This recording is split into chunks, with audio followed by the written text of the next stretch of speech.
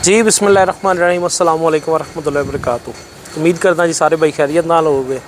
तुहाडा अपना भाई वैस विरक ते तुसीं देख रहे हो वैस विरक यूट्यूब चैनल। अज दी जिहड़ी वीडियो है मेरी जानवर नूं इंजैक्शन लाने के हवाले नाल है। सारे दोस्त इस वीडियो नूं लाजमी शेयर करिया जे। मैं काफ़ी सारे केसिस देखे ने लेकिन वीडियो नहीं बना सकिया।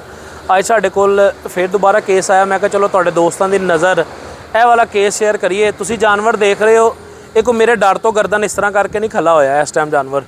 ये जानवर नूं गलती दे नाल इहदे पट्ठे च इंजैक्शन लग गया। ये उस वजह तो जानवर जिहड़ा ना अपनी गर्दन टेढ़ी कर गया। तकरीबन अज तो 4 साल पहले मैं पहला केस देखिया सी फैसलाबाद के अंदर।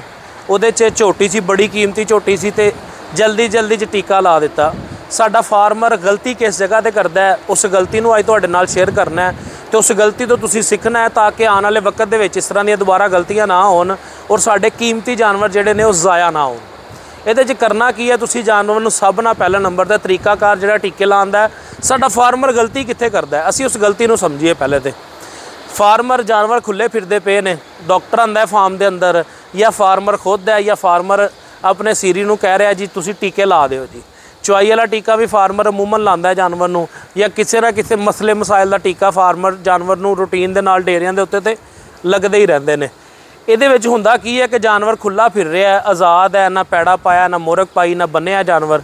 नसदे जानवर नूं ठोक देना, जिस जगह ते भी लग गया कोई मसला नहीं है। देखो जिन्नी देर तक नुकसान नहीं होंदा उन्नी देर तक असीं सिੱਖਦੇ हैं। ਜਦੋਂ नुकसान हुंदा है उदों असीं समझदे कोई नहीं इस चीज़ नूं। ਇਹ ਉਹ नुकसान है जिहड़ा बहुत तकड़ा नुकसान है मेरे हिसाब नाल जिमीदार दा। ਇਹਦੇ 'ਚ ਕੀ चीज़ है, नसदे जानवर नूं इंजैक्शन लग्या है, मतलब इस जानवर नूं नसदे नूं नहीं लग्या, इस जानवर नूं काबू करके लग्या, लेकिन नॉन टैक्नीकल बंदे ने टीका लाया जिहदी वजह नाल इहदी गर्दन इस तरह टेढ़ी हो गई है। पट्ठा जिहड़ा ना इंजैक्शन पट्ठे के अंदर लग गया होया है। जानवर नूं डायगनोज करो पहले तो तरीकाकार देखो तुसीं, ठीक है इत्थे ला लो। तरीकाकार यह है कि जानवर नूं तुसीं टीका जिहड़ा ना अच्छे तरीके दे नाल पहले काबू करो जानवर नूं मोरक पाओ। जानवर नूं अगर तुहाडे कोल क्रश है तो क्रश के अंदर जानवर नूं तुसीं काबू करो, जिन्हों असीं शिकंजा कहने हैं। उस तो बाद अगर तुहाडे कोल ओह नहीं है तो पिलर दे नाल जानवर नूं काबू करो, अगलियां लत्तां नूं तुसीं वंगा लाओ, या तुसीं किसी दरखत दे नाल काबू करो जानवर नूं अच्छे तरीके दे नाल, ताकि तुहाडा जानवर पहले सेव होवे, तुसीं भी सेव होवो, जिस बंदे ने टीके फड़ के लवाने वो भी सेव होवे, और दूसरे नंबर पर वह भी बंदा सेव होवे जिहड़ा टीके ला रहा है। तीसरे नंबर पर तुहाडा एनीमल भी सेव होवे। अगर बंदा टीके लाने वाला सेव होएगा, जानवर सेव होएगा, टीके लवाने वाला सेव होएगा तो अगों सारा कुछ हो जाएगा।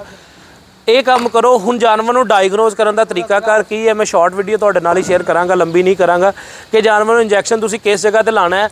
तुसीं ए तुहाडे कोल जा रही है, ए हड्डी जा रही है तुहाडे कोल, बल्कि ए पट्ठे ने हड्डी नहीं है, ठीक है। इस जगह ते ले आओ तुसीं, इत्थे जानवर दी उपर वाली है लत्त आ रही, तुसीं इस जगह ते हत्थ रखो, तुहाडा जिहड़ा ए सराउंडिंग बनदा है तुसीं इस सराउंडिंग दे विच इंजैक्शन लाओ। क्योंकि जानवर जिस टाइम खुले फिर रहे होंदे ने, खुले जानवरों के विच इत्थे भी टीका लग जाता, इत्थे भी टीका लग जाता, इत्थे भी टीका लग जाता, इत्थे भी टीका लग जाता, किसी भी जगह पर इंजैक्शन लग सकता है। ये हुण इस जगह पर लग्या, इस जगह पर लग्या, या किस जगह पर लग्या, राती इंजैक्शन लगे ने। हुण इनू बुखार भी 106 पॉइंट समथिंग बुखार है, तो उस वजह तो जानवर जिहड़ा है कुछ बुखार की वजह तो भी ज़्यादा कर गया, तो कुछ इहदी वजह तो बुखार हो गया। बुखार कोई बीमारी नहीं है, बुखार अलामत है। अलामत के हिसाब नाल जानवर इतना कीमती है और साड़ी छोटी जी गलती तो जानवर का नुकसान हो गया। जानवर नूं काबू करके टीके लाओ, एहतियात नाल टीके लाओ, ताकि तुहाडा जानवर महफूज रह सके।